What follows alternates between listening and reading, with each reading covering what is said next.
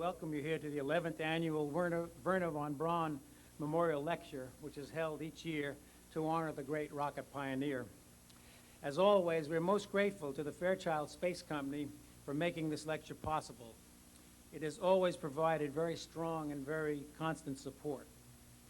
We have a number of distinguished guests in the audience tonight, including Mrs. Wernher von Braun and her daughter Iris, Dr. James Fletcher, the administrator of NASA, Dr. William Graham, the science advisor to the President, Mr. Paul Wright, the President and Chief Executive Officer of Fairchild Industries, Dr. Robert Siemens, former Deputy Administrator of NASA and former Secretary of the Air Force, and two former astronauts, both good friends and both moon circlers, Frank Borman and Michael Collins. And Michael Collins was also the first director of this museum, and Dr. Noel Hinners, the Associate Deputy Administrator of NASA, and who was also a former director of this museum.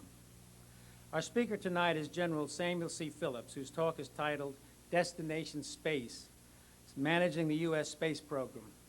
It would be very difficult to find someone more qualified to speak on this subject.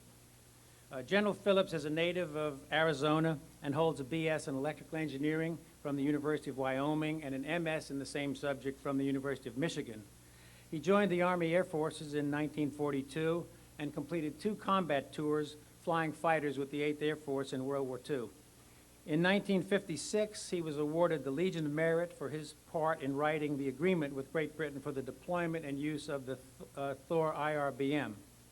In 1959, he became the director of the Minuteman Intercontinental Ballistic Missile Program and remained in that position until 1964. And from 64 through 69, he directed the Apollo Lunar Landing Program. And as you all know, those are among the most important and successful years in our space program. In 1969, he assumed command of the Space and Missile Systems Organization of Air Force Systems Command, and in 72, became director of the National Security Agency, and in 1973 was named commander of Air Force Systems Command at Andrews Air Force Base, and in that position he received his 4th star to become a full general.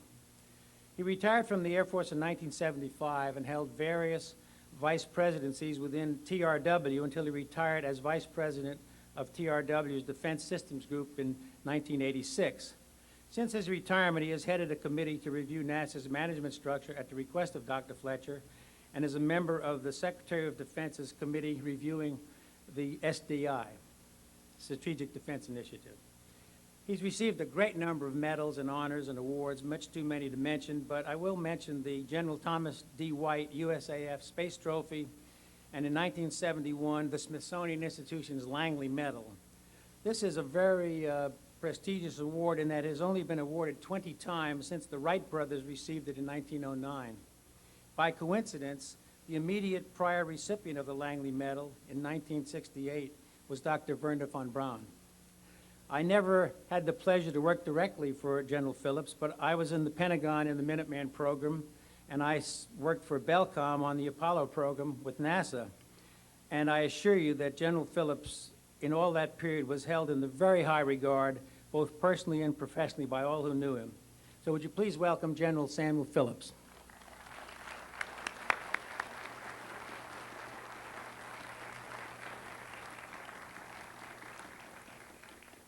Thank you very much, Don. Good evening, ladies and gentlemen. You could tell from Don's introductory remarks that there are several people here in the audience who share with me the experience going back to the early days of the Missile and Space Program, and I'm sure that they are going to be on their toes to keep me honest in what I say here tonight. I'm very pleased to be here to deliver this 10th annual Wernher von Braun Memorial Lecture. You know, I consider it a high honor to have been asked to speak. I want especially to thank the staff of the Air and Space Museum here for all their support in my preparations.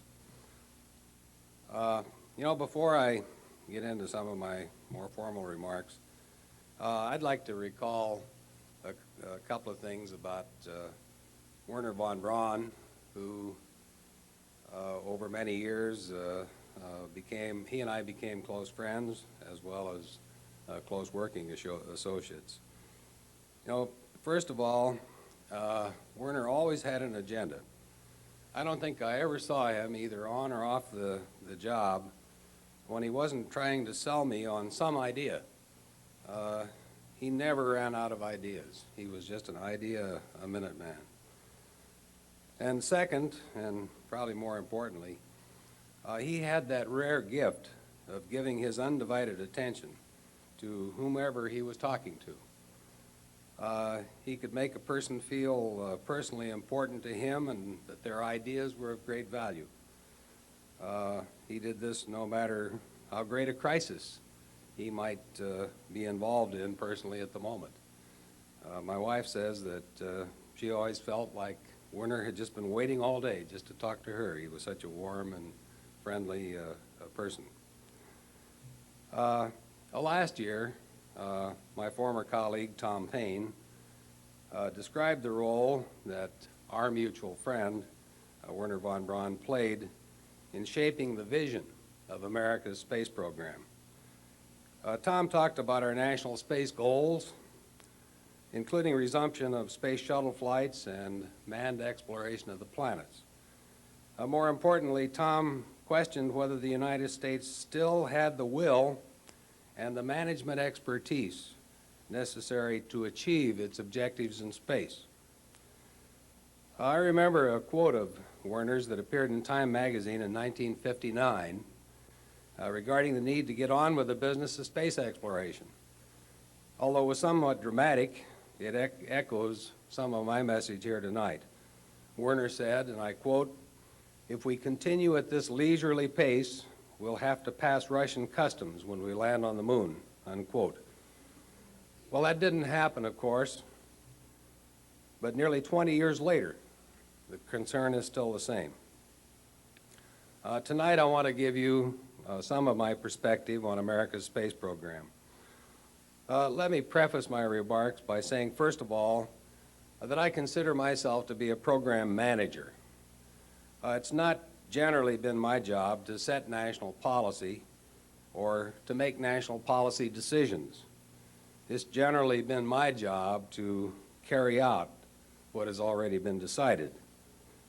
Now, in a nutshell, I'm worried about the long-term future of the United States in terms of its international leadership in space and the impact that leadership has on America's future in both national and international affairs. Tonight, I want to throw down a challenge. I want to ask that we as a nation decide what we want to do with our space program and then do it. I hope to start some thinking, some discussing, some debating, even some arguments. I think that's the way decisions are made. The space program is so important to America's place in the world community that we need to make some decisions now. I don't believe that the issue is one of will. We've proven time and again that we have the tenacity and the commitment to see large programs through to completion once the goals are set. Nor is it a matter of technical competence and management expertise. I believe that America has the know-how to manage the most complex programs. The challenge and the responsibility of our national leaders, the challenge and their responsibility, is to make the space program an integral part of our national policy objectives, set realistic goals, and finally gain the political support and assemble the resources necessary to carry out those goals.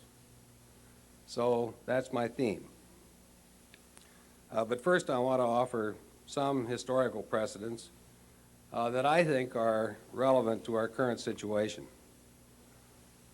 Over the last 30 years, I have been very fortunate to work on two programs that have had an enormous impact on the nation and the world. I'm referring to the Minuteman Intercontinental Ballistic Missile Program and the Apollo program, which we all know so well.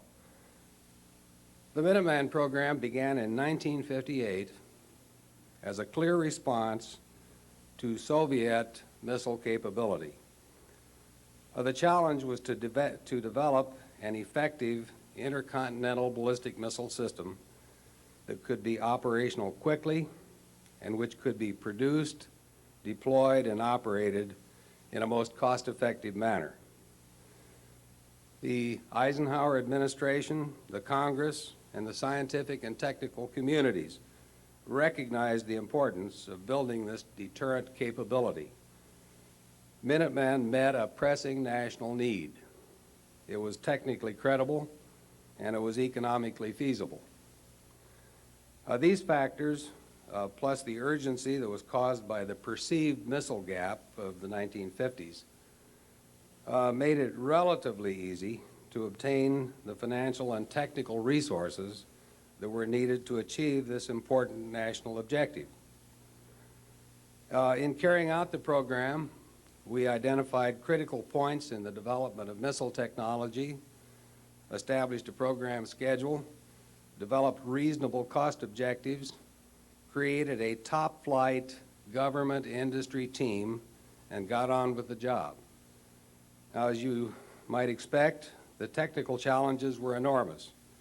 They included building the largest solid fuel rocket motors ever assembled, developing an incredibly accurate inertial guidance system, and many other things. We had an excellent technical team, and we were able to overcome the obstacles. I'd like to take just a minute and show a very brief film showing the Minuteman and its site and launch. Would you run the film, please? Now, Minuteman in its time was a pretty radical concept. It involved rockets that were ready to be launched within 30 seconds of a command, carrying nuclear warheads, which were in protected underground sites. We put a lot of effort into security, into safety, into reliability. Minuteman became operational in 1962. That was just 4 years after we received initial approval to go ahead with the program. Since then, the Minuteman has become a cornerstone of our nation's defense, and it's been a model for many of the space and defense programs that followed. You know, just in October recently, I attended a celebration or a reunion and get-together at Great Falls, Montana that was sponsored by the Strategic Air Command. It was celebrating the 25th anniversary of the operational employment of Minuteman being made operational. Now, the Apollo program was much more complex and more technically challenging by a lot. I'd like to show just a brief film which has a little bit of sound on it involving Apollo. Would you run that, please? The engines are on. 4, 3, 2, 1, 0. We have commit. We have liftoff. Liftoff at 7:51 a.m. Eastern Standard Time. We have cleared the top. Tower clear, 13 seconds. Following Houston, you are go for staging, over. That was Frank Borman. He'll remember that one. Staging. Our set complete, Sep. Roger. Understand, Sep.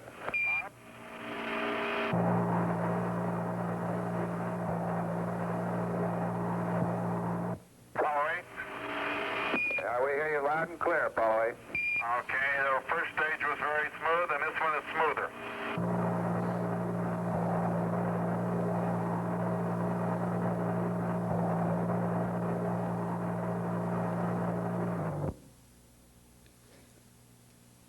You know, I didn't see how I could possibly speak in this magnificent theater without using that screen. You know, we all know that the Apollo program was established to achieve the national goal set in 1961 by President Kennedy to land an astronaut on the moon by the end of the 60s. That goal clearly became part of our national policy objectives, fueled in large measure by Soviet space successes. The President, the Congress, and ultimately the American people were willing to accept this hugely ambitious and expensive program because it met America's need to establish its preeminence in space. Obtaining a continuity of commitment so crucial to the Apollo program's success wasn't by any means easy or automatic. It took a lot of very hard work by a lot of very dedicated people. The NASA team, led by Administrator Jim Webb and later Tom Paine, did yeoman's work within the executive department and on Capitol Hill, maintaining support and convincing Congress to maintain adequate funding levels. Among other things, I spent a lot of time with President Johnson's Scientific Advisory Council trying to satisfy them that we knew what we needed to do and were on the right track, and justifying continuation of the program. Apollo 2 had its share of setbacks, most notably the disastrous launch pad fire that killed 3 friends of mine and many of us, astronauts Gus Grissom, Roger Chaffee, and Ed White. As with the Challenger accident, there was a lot of soul-searching about whether we should continue the program. Fortunately, NASA's aggressive, savvy leadership carried the day, and support was maintained through the Johnson administration and into the early Nixon administration. Without this continued commitment, we could never have achieved the lunar landing in 1969. Managing Apollo was an enormous undertaking. It was bigger than anything we'd ever done before. Landing astronauts on the moon and bringing them back safely required not only new technologies and major extensions of existing technology, but it also forced us to redefine many of our cherished concepts of program management. For Apollo, we had to define a totally new system. We had to design the flight mission, create the system architecture, design and develop spacecraft, launch vehicles, and ground support systems. We developed alternative and fallback approaches to critical subsystems. We organized sophisticated programs to train people and to test their skills and to instill discipline. Testing was extensive and rigorous, and safety was always at the top of our agenda. That meant coordinating the work of several government agencies, thousands of contractors, subcontractors, and suppliers, as well as securing people, funding, facilities, and other resources that were required. And all the while, we were working against the end of the decade deadline. Yet Apollo, unlike any previous space mission, demonstrated the power of America's space program to influence world thinking. Think back for a minute to the flight of Apollo 8, the one where Frank, who's with us tonight, and his crew, Jim Lovell and Bill Anders, read a Christmas message while circling the moon. A significant portion of the world's population was riveted on that moment. And let's just take a few seconds and watch a little piece of film from that. Apollo 8, Houston, what does the old moon look like from 60 miles, over? Okay, Houston. The moon is essentially gray. No color.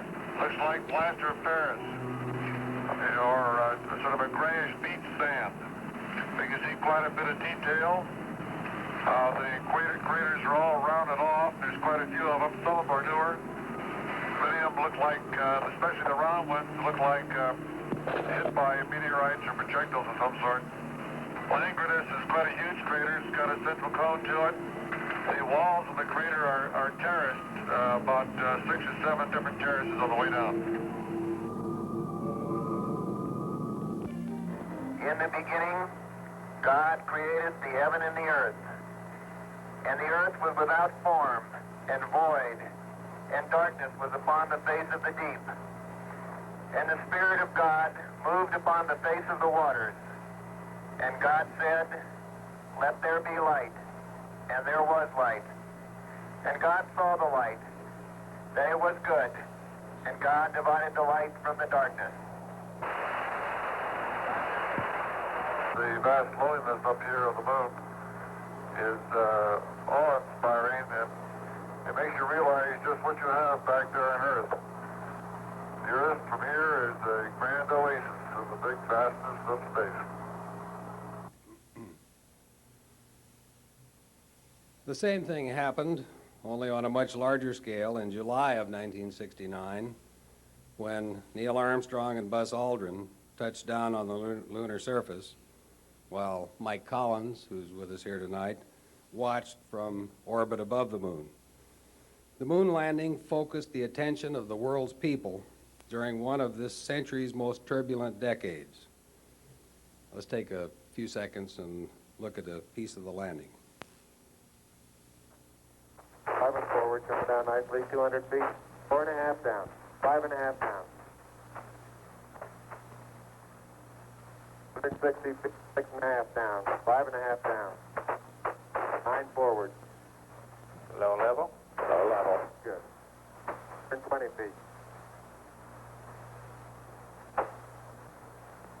100 feet, 3.5 down, 9 forward. 5%. 185. 75 feet. Car's looking good, down a half. 60. Roger. 6 forward. 60. 60 seconds. 60 seconds. Lights on. 40 feet down, 2.5. Picking up some dust. 30 feet, 2.5 down. Straight shadow. Stand 4 forward. 4 forward, drift into the right a little. 30 feet, 2.5 down. Straight shadow. 4 forward. 4 forward, drift into the right a little. Contact light. Okay, engine stop. Houston, Tranquility Base here. The Eagle has landed. Yeah, I'm going to step off the limb now. That's one small step for man. One giant leap for mankind. They're setting up the flag now. Beautiful, just beautiful. Well, there are a lot of memories for several of us in this room in those little pieces of film. Apollo was clearly a triumph of America's technological prowess and capacity for innovation, and it demonstrated this nation's collective determination, something the space program hasn't been able to recapture with the same intensity since. The similarities between Minuteman and Apollo bear mentioning because of the lessons we can apply to our current space program. First, Minuteman and Apollo were programs of vital importance to the United States. As such, our national leaders were willing to stand behind them and to secure the necessary funding to achieve their completion. Second, the program organization on the government side was technically and managerially competent to carry out the programs.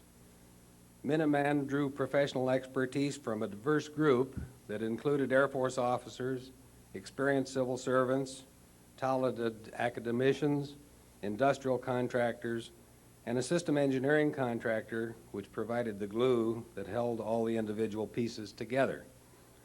Apollo drew its technical expertise largely from NASA centers, but it also relied heavily on system engineering contractors, industrial contractors, the scientific and academic communities, and people on loan from the Department of Defense. Third, both programs engaged in realistic budgeting. Minuteman and Apollo budgets were developed from the bottom up as carefully prepared estimates of what the real costs would be. By doing our homework, the Minuteman and Apollo teams were able to explain and defend our budgets to the executive departments, including the Office of Management and Budget, and the cognizant congressional committees. As a result, our budgets were generally approved as submitted, which is a rarity in today's environment. The point here is that honesty is essential. Presenting low or inaccurate cost estimates, either to demonstrate potential cost efficiency or to gain approval of a program, only creates public and congressional mistrust, and it ultimately makes political support more difficult to obtain. Fourth, the relationship between government and industry was generally positive. A few of today's conflicts existed. We built and maintained a strong team of government, industry, and scientific institutions for both programs. Fifth, the channels of review and approval were streamlined to a remarkable degree. Again, something we rarely see today. Both Minuteman and Apollo operated along relatively simple lines with direct channels of review and approval. Applying those and other lessons of past successes to today's space program, I think is essential. America has been struggling to come up with a coherent, well-defined space program almost since the Apollo 11 astronauts touched down on the moon nearly 19 years ago. Let me explain a little bit what I mean. Shortly after Apollo 11, I attended a meeting here in Washington to discuss what was next for the space program. I said at the time that we should make a major commitment, like we did with Apollo, to carry out a manned mission to Mars. I realized that the Mars mission would pose unprecedented technical challenges, but I believed that the cost would be consistent with our national resources and that the benefits to our nation would far outweigh the costs and the risks involved. A Mars landing drew little support at that time, although it appears to have more support now. Instead, we proceeded with a shuttle program, which was considered the next logical step that would make a space station and future manned planetary missions possible. I'm convinced that if we had committed to a Mars mission in 1969 with the same kind of determination and support that we gave to the Apollo program, today we'd be in the final stages of a Mars Voyage rather than being 20 years away, as we still are. Further, I believe that the United States committed a major strategic error in justifying the space shuttle on the basis of low cost per pound to orbit, rather than on the payback that comes from exploration and discovery and from major advances in science and engineering. The shuttle should have been seen as a way to enhance man's ability to operate in space, rather than being viewed as the only way to get into space and the most economical way to carry cargo, launch satellites, or build the space station. That just isn't the way the shuttle has developed. By relying solely on the shuttle at the expense of developing a fleet of expendable launch vehicles, America has created a dangerous and potentially disastrous launch crisis. I'm glad to see that we're finally taking steps to develop a mixed fleet of shuttles and expendable launch vehicles. We badly need them both. Until January 28, 1986, the date of the Challenger accident, the shuttle program had been successful. But with the Challenger and subsequent unmanned launch failures, the luster is off the space program in general, and NASA in particular. I think we must ask ourselves, how did such a situation develop? How could America's space program have reached such a state? Briefly, let me outline some factors that I think have contributed to the current problems. One of the most dramatic differences between the old space program and today's is the absence of consistent top-level administration support. Presidents Eisenhower, Kennedy, and Johnson were personally committed to the space program, and they articulated that commitment to the Congress. Although it still took a lot of hard work to obtain the necessary funds, it would have been nearly impossible to fund any reasonably successful space effort without support from the top. Unfortunately, we haven't seen a high level of presidential support since the end of the first Nixon administration. Another major factor has been the changing character of the Congress. Congressional power centers are markedly different from those during Apollo. In those days, the authorization committees wielded enormous power. Today, it's the budget and appropriation committees, two structures, that hold sway. This shift in powers had a tremendous impact on the space program's ability to gain the funding it needs.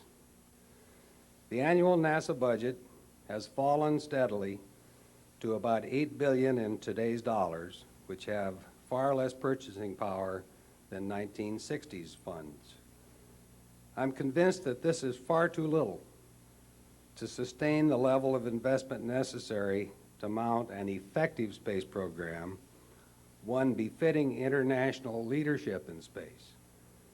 Looking at it another way, still in 1988 dollars, our nation is spending less than 1/3 as much on our civil space program today than we did in 1966, which was the highest funding year in NASA's history. Another major change is the combative position, or combative posture, Congress has taken with government agencies such as NASA and with industrial contractors. Congressional micromanagement has seriously undermined our ability to develop realistic programs, set the necessary priorities, and see them through to completion. Today, NASA and other agencies must constantly defend their programs. They must justify every action in detail, usually on an economic basis, and they must cope with volumes of restrictive regulations for each project they undertake. The same holds true for many of the nation's aerospace contractors, who are subjected to the same microscopic scrutiny, which seriously affects their competitiveness and escalates costs dramatically. The prosecutorial environment which prevails today has created an avalanche of rules, regulations, negative headlines, in turn have generated a fear of action, a gridlock to progress, and a stalemate for getting things done. The current federal budget deficit has dealt a severe blow to space program funding. Yet the situation isn't too unlike the mid-60s, when I recall the Johnson administration was struggling mightily to keep the federal budget under $100 billion. At that time, some congressional leaders argued in favor of cutting NASA's budget and shifting funds to pay for Great Society social programs. That logic was as unsound then as it is now. The fact is, diverted funds never reach social programs, no matter how worthy they appear to be. Besides, the benefits from the space program are proportionately much greater than for many social programs. That brings me to my next major point, the benefits that we as a nation derive from the space program. I think the major benefit is America's demonstrated willingness to engage in risky, leading-edge technology developments. Space research and development was responsible for moving ahead in broad areas of science and technology. For instance, today's communications revolution has been fueled in large part by the tremendous strides in satellite communications. Comsats have brought international color television into our homes, made long-distance calls affordable for nearly everyone, and given us access to almost limitless amounts of information instantly. Major advances have taken place in electronics, computer systems, computer software, as a result of systems developed for our missile and space programs. We've reaped the rewards in countless ways, from computers that run our businesses to systems that help us do our banking, check our medical records, and help our children learn. We've seen major developments in strong, lightweight materials that have grown out of our space program work.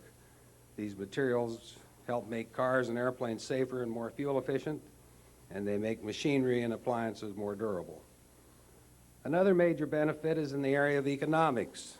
The space program creates capabilities, such as technologies and jobs, which in turn create wealth. Or to put it another way, the space program is a creator rather than just a consumer of financial resources. We need to base our investment in space with that understanding in mind. The progression of capabilities we've seen from the early missiles and unmanned space probes through Apollo and the space shuttle should be justification enough for pursuing a vigorous space program. An equally important dimension of the space program's value is its impact on the world scene. The space program is very much an instrument of national policy in international affairs. The competition between the United States and the Soviet Union in space is, in many ways, a socially acceptable substitute for military conflict. The Soviets understand this concept of space as national policy, I think, much better than we do.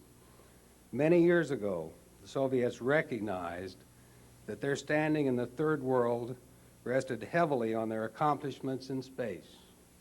That's one of the major reasons they've invested so heavily in their space program. To them, space is truly an instrument of public relations and foreign policy. To me, it's clear then that the space program is vital to our nation's interests. It offers a broad range of benefits, and under the right circumstances, it is eminently manageable. If we can decide what we want to do, we do have the competent people available to do it. I take great exception to critics who say that NASA is incapable of managing a major space program. That simply is not the case. Take the space station, for example. The space station is a fairly well-defined program. It has substantial national support. The program office in Reston, Virginia has a fine staff and strong contractor support. They've had good success in attracting and keeping first-rate people. To me, a conclusion is inescapable. If you have a sound program and proper support, you'll find capable people to carry it out. So the issue comes down to doing what's necessary to obtain the direction, the priorities, and the continuity of support to get the space program moving again. But the first thing that's needed is a clear, coherent, top-level vision of what the space program should be. The program itself must be technically and economically credible. Above all, it must be tied to national policy.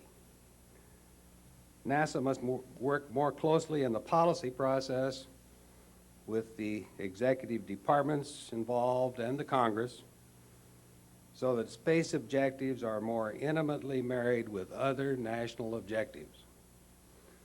The President must articulate the vision to the Congress, the press, and to the American people. Such a commitment should be made early in each administration so that continuity of support can be generated. Presidential commitment is already being addressed in a series of hearings being conducted by the House Subcommittee on Space Science and Application. The hearings the hearings cover long-term goals in space during the next administration with input from Republican and Democratic presidential candidates. But the President can't function in a vacuum. The President must have informed advice. What's needed is a dedicated organization to develop national space policy independent of narrow special interests. I favor, as does the National Commission on Space, the Payne Commission, and the American Institute of Aeronautics and Astronautics, reinstitution of the National Aeronautics and Space Council, first conceived under the Eisenhower administration. The Council set policy for both the civil and military space programs. Today's structure of having more than one senior interagency group recommending space policy to the President is, in my judgment, badly flawed. The current approach is not adequate to define U.S. space needs and to formulate coherent policy. Whether we establish a new cabinet-level position or give more policy-making power to the NASA administrator, or establish a reformulated National Aeronautics and Space Council, it's vital that we put together a long-term plan for America's civil space program. Next, the Congressional review and approval process must be streamlined. Congress, the President, and NASA must work together to eliminate the miles of red tape that make the funding and acquisition process so cumbersome today. We must work to reduce the adversarial relationship that exists among Congress, federal agencies, and industry. We're already seeing progress on this front from various industry associations, and they've expressed willingness in industry to work with the government. Next, the space agency, in concert with industry and Congress, must mount a broad communications campaign to sell the program to the American taxpayer, who must ultimately foot the bill. Communications should stress the vital nature of the program, its objectives, and its importance to the nation. Despite the current cynicism that exists about space, I'm convinced that the right program, clearly voiced, could be sold. The United States needs to approach international involvement in space with great care and clarity of purpose. Once we've committed to a space goal that involves other nations, we need to do a better job of making sure, as a matter of national policy, that there is stability and continuity of that commitment. Finally, we must develop a team of the best people possible to do the job. The early space program had little difficulty attracting top technical and managerial talent. With the right incentives, and not necessarily only money, we can do the same thing today. We must address the issue of cost effectiveness in our management approach at both the industry and at government levels. But above all, we need to take action. Now, we don't need another big study.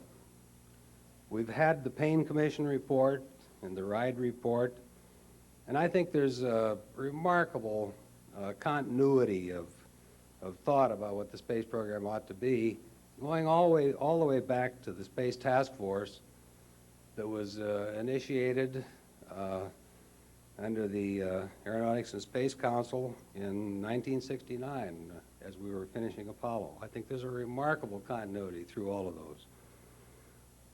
We know what has to be done.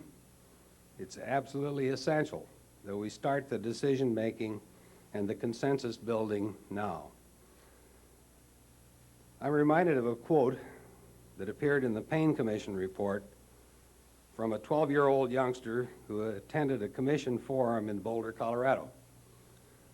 The youngster said, and I quote, "Big people here today are talking budgets and spending. A lot of big words I don't understand. We kids today have incredible dreams and goals. Mine is to use space as a resource to help solve the problems we have today and create a firm foundation for kids like me and the ones coming behind me. You are not making these decisions for just your generation," unquote. Now, those words spoken by a child should be a lesson for all of us. Well, America's space program has come a long way since Wernher von Braun lent his genius to it back in the early 50s. I'm glad to see that Wernher was wrong in his remark about passing Russian customs on the way to the moon.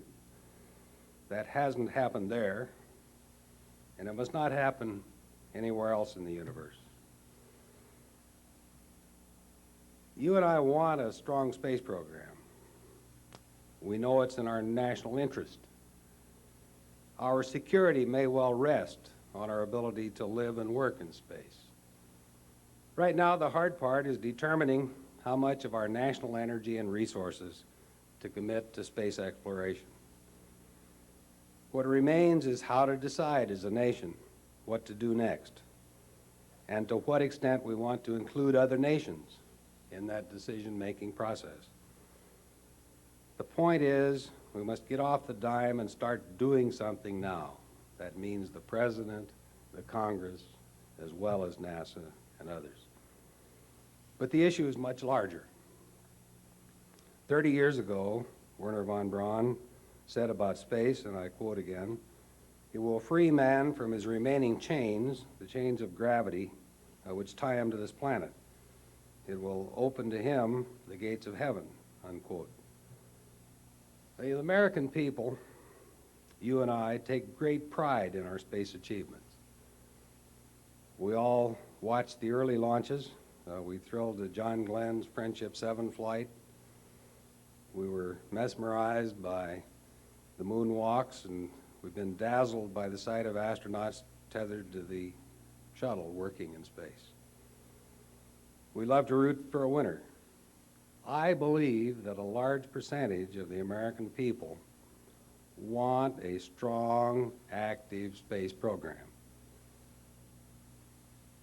Let's decide what we want to do, and then let's do it. It's time to get going again. Thank you very much for your attention, and if you have any questions, I'll be happy to answer them.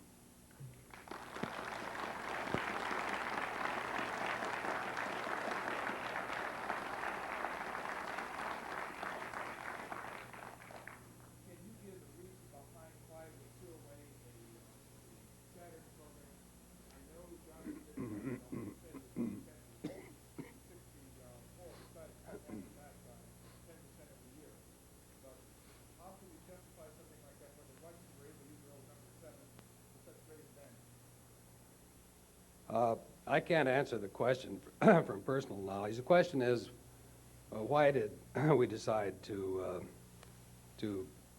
close out the Saturn program, the boosters that were used, of course, for the lunar missions and the subsequent missions involving Apollo. When that decision was made, I was back in the Air Force. I think the decision had to have been made on economic grounds and must have been based on a judgment at that time that the requirements for that class of booster had been satisfied. As I look back now, I think it was really a shame we didn't continue to build at some slow rate Saturn V's. That vehicle had the capacity to put over 250,000 pounds in low Earth orbit, and of course it had the capacity to launch to escape Earth's gravity with very heavy payloads, the Apollo spacecraft and the lunar flights. We would have had many uses that would have developed for that class of launch vehicle, and as a matter of fact, currently there are studies to and beginning development work now on a heavy lift launch vehicle, so-called. I think the decisions that were made at that time had to have been based on economic considerations and considerations of what were then judged to be the requirements that people could see. Yes, sir.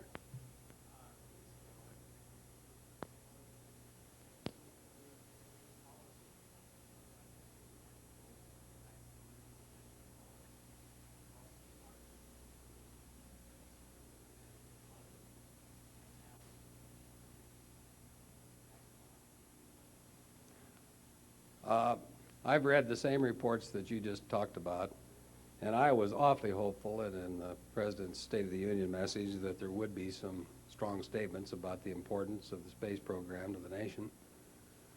I was also hopeful, as I read press reports, that there would be something announced the following day along the lines that you outlined. So I've been quite disappointed that nothing has been forthcoming in the way of public announcements. I was hoping to be able to comment as I talked that we'd seen the beginnings, at least, of the President defining policies that would permit some redevelopment of our national space program along lines that I think they should be developed, and the studies over all the years have said. I'm not directly involved in the current years, so I have no personal knowledge of just why nothing has been announced. But I assume that something will soon, and I certainly hope so. In the back, please.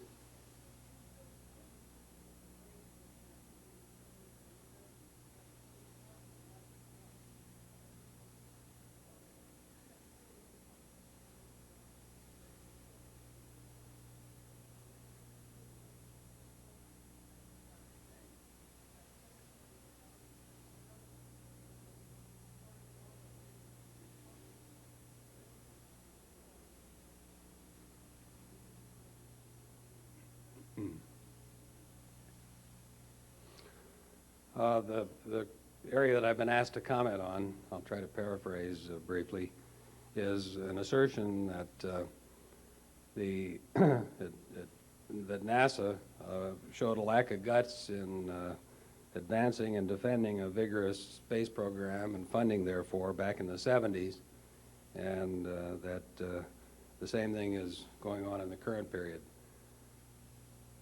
In the 70s, and for that matter on up to more recent times, I was involved in other matters and wasn't directly involved. My own view of what went on in the 70s was that NASA did present vigorous defenses of the funds required to properly carry out the shuttle development program and the many other programs, including planetary missions and others that were being worked on. My impression was that NASA did a vigorous job of advancing their plans and of energetically seeking approval. I do know that those efforts weren't nearly as successful as I personally think they should have been in terms of how we would be better off if they had been successful.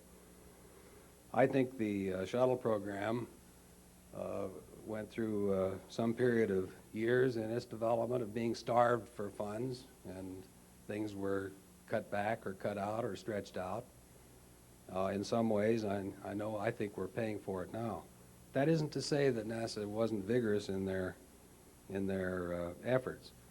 Now, I know at least from my involvement with Dr. Fletcher over the last year and a half, that NASA has been very vigorous in its presentation of programs and of requirements for funding.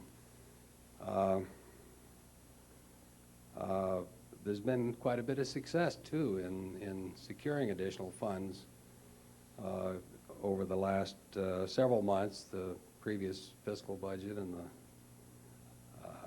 at least the press reports that someone was referring to here a few moments ago say that the administration will be advancing to Congress for fiscal 69 a substantial increase in the NASA budget. So I think that there is vigor there. Perhaps there should be more, and certainly I'd like to see more success. And as I said in my talk, I think we as a nation need to invest more than we are today in the nation's space program. I don't think that the budget is sufficient by quite a lot.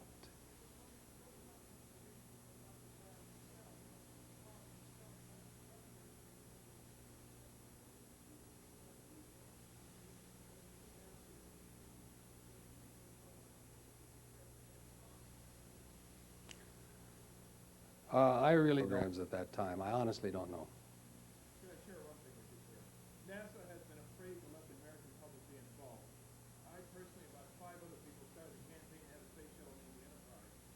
not for any other thing, but to say it belonged to the American public and the kids should have a chance to name it. I tried to get them to have a space station named either Von Braun, which I thought was a perfect thing for a man who swept and fled his life to put a star up there for us. Now, with the astronauts killed, the kids came to me and said, why don't we call it the Spirit of Challenge? And at each part of that space station, the names for each one of the astronauts that lost their lives. It's not the first astronaut. The first one lost their lives as far as men at NASA on the OSO. OSO P satellite that killed 3 men in Hangar S. We try to hide the astronauts dying. When they died, we had an exhibit up at Canada. The Russians, when they lost it, they put a great big phony thing out there and put out caskets to mourn their men. I got in trouble for trying to put a plaque here at NASA, here at the Air and Space Museum where I work, and we put it up at Hayden Planetarium about the astronauts dying in '76. Our PIO at NASA has no sense of public involvement. They try to hide. They made space so boring that Star Trek was more exciting. I'm sorry. That's where we got shot down. Plus the fact that LBJ decided after we did a study for him when he came into office, and we gave him a sky blue GNP and a 10% growth at NASA. He sent back to us and said, I want a 10% cut, and it's exactly what NASA is today. 10% cut since 1964 or $67. You're sharing your observations of the period. Other questions? Yes, ma'am.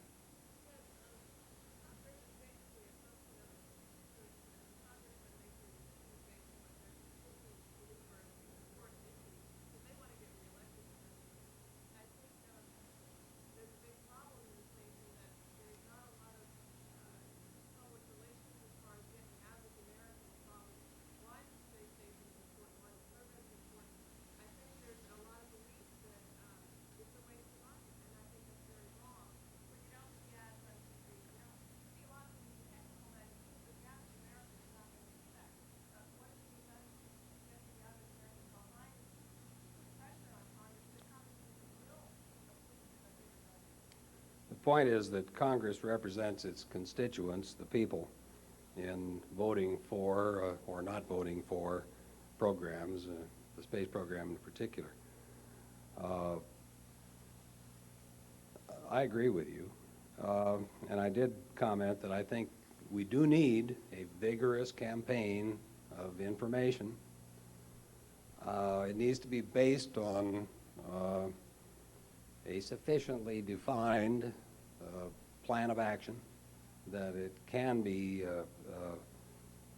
professionally described to the world, and particularly to the public, because public support is vitally important to the congressional process and also to the executive department.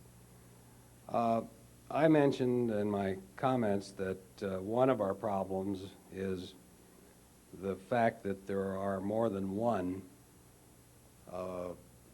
group of people, senior government officials, who are in parallel, if you will, advising the president and making recommendations. I think that's a problem. I also mentioned the changes that have occurred in the Congress over the last many years. Today, it's difficult in Congress to find a point of strength that you can look to as, if you will, the advocate or the part of Congress that should be receptive. In other words, there's a divided House in addition to the many other problems. So I would like to see a very vigorous public information campaign that ought, I hope, to produce support in many quarters where it's urgently needed. And of course, we've got to have a good program to be able to sell it. Yes, sir.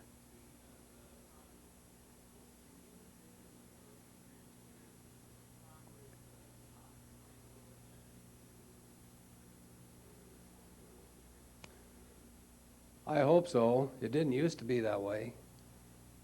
Honestly, it really did not. You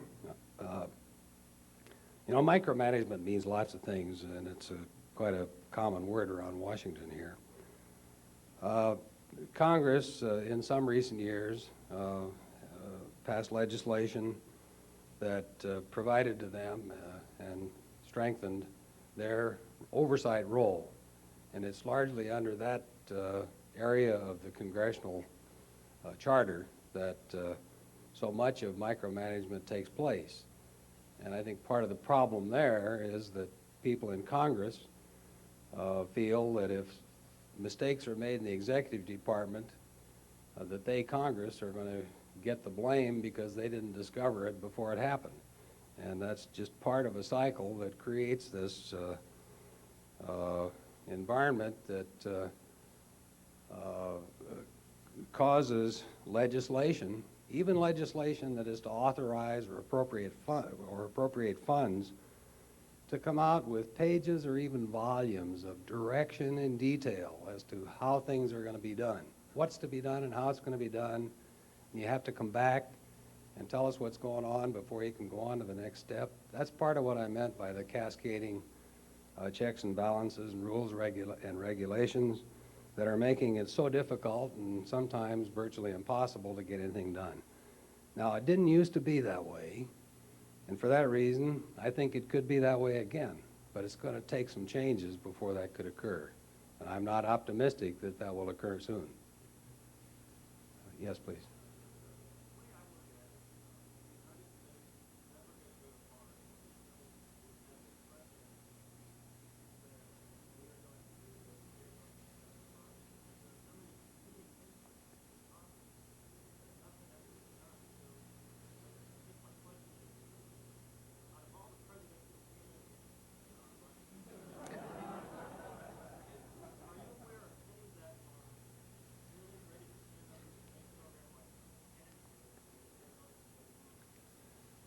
The question boils down to whether or not I'm aware of any of the current presidential candidates who are willing to stand up and say, as the president, that we are going to mount a program to take men to Mars.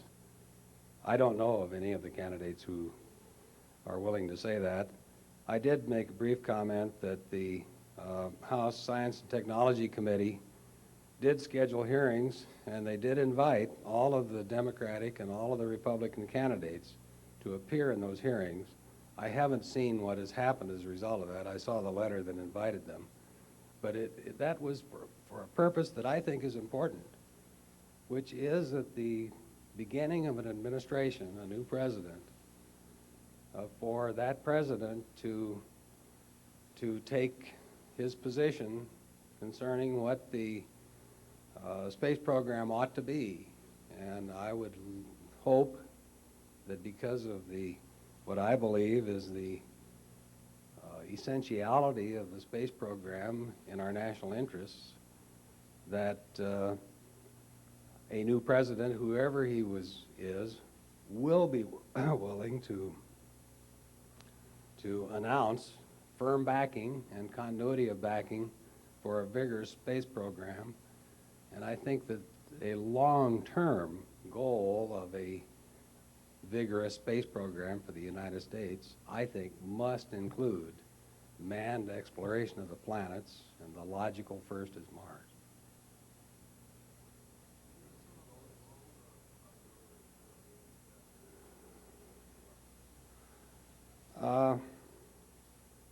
It'll be a big job, and I think that some form of international joint program probably will be the best way to go. I think considerable study and debate is needed before that decision gets hammered out, because it is a very important decision. I did say in my remarks that I think we as a country need to carefully consider what our objectives are as we decide on cooperative or joint ventures in space with other nations. What is it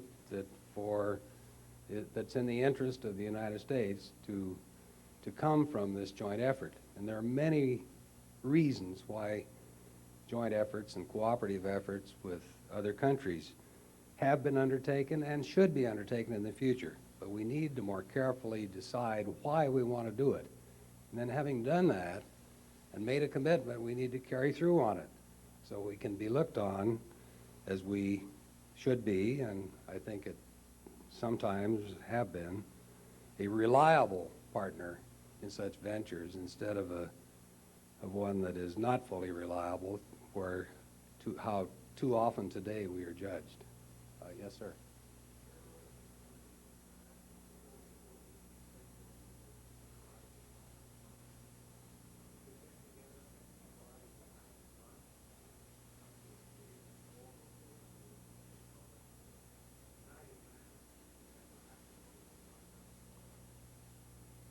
I don't know exactly the 44 organizations that you're talking about. Okay, then I agree.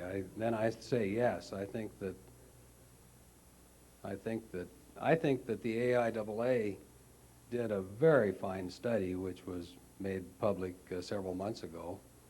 I've read it more than once. I think it's a fine study of what should be done in our space program, and I would urge the knowledgeable organizations, industry as well as government, to join hands in developing a growing public support, which I think we so badly need for our program.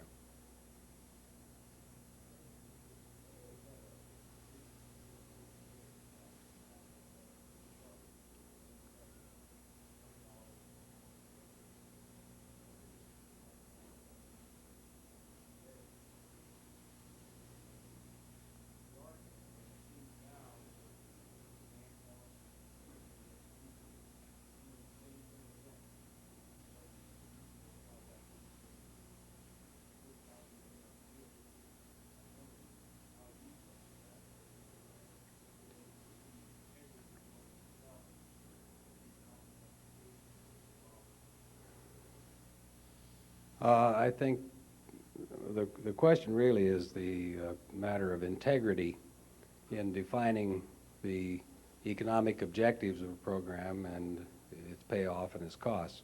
And with reference to the new heavy lift launch vehicle, and I guess developing plans for it to be low cost. I have not been involved directly or even indirectly in the definition of that new program. I have been trying to observe it as I can as a very interested party. I don't really know the details of how it is currently being defined and what its cost to orbit and other costs are. I will state categorically, as I said in my comments, that I think it's a disservice for a government organization, whether it's my Department of Defense friends or my NASA friends, to knowingly misrepresent the expected costs of a program in presenting budgets or in accepting cuts from OMB or from the Congress, knowingly when those costs are not realistic. I think that's a disservice, and I think we ought to be willing more often to forego a program rather than undertake it knowing that the monies that are being authorized are far inadequate, because it just results in disaster and so many problems. And I think it's a real mistake to proceed in that way. And I hope that our people who are planning and justifying the next generation of launch vehicles are not falling in that trap. I'll certainly urge them not to. Could we hold it to about 2 more questions? Okay, 2 more questions.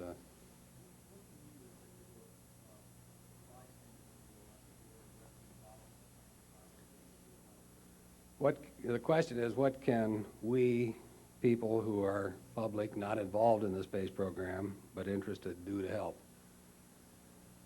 I think there's a lot. I think in the end it comes down to being part of the voice of the public that is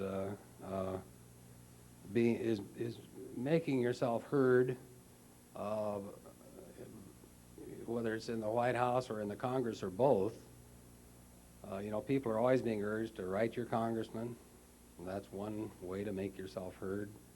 There are many organizations, very responsible organizations around, the National Space Society and the Planetary. There are lots of organizations around who increasingly now, I think, are effective in representing the public. You could possibly join up with a responsible organization of that type, but write your congressman, that's one thing. Another thing, I'll bet you'd be welcome across the street here at NASA if you wanted to go into that FOB 6 building and find the Public Affairs Office. I'll bet you'd find a person over there who would like to fill you in some more and urge your support. One more, the last question. The young lady here.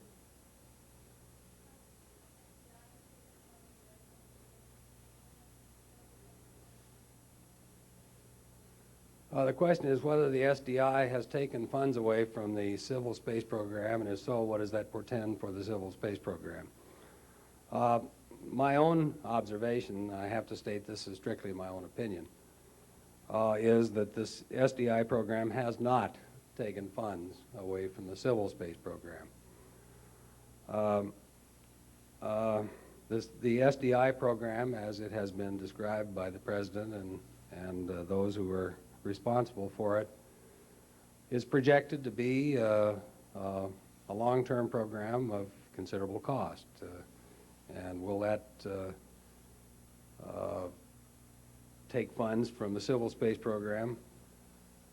I don't think that it will or that it should. My own view is that this nation's needs for programs and activities in space to meet both military and civil needs are a set of requirements that in many ways are mutually supporting, and that there are cooperative efforts between the organizations and joint programs. And I don't think that the requirements for the SDI program, however it develops, should take funds from the civil space program. Well, ladies and gentlemen, Mr. Lopez says it's time for us to wrap it up. I do honestly appreciate your attention and your questions. It's been a real honor and a pleasure for me to be here. Thank you.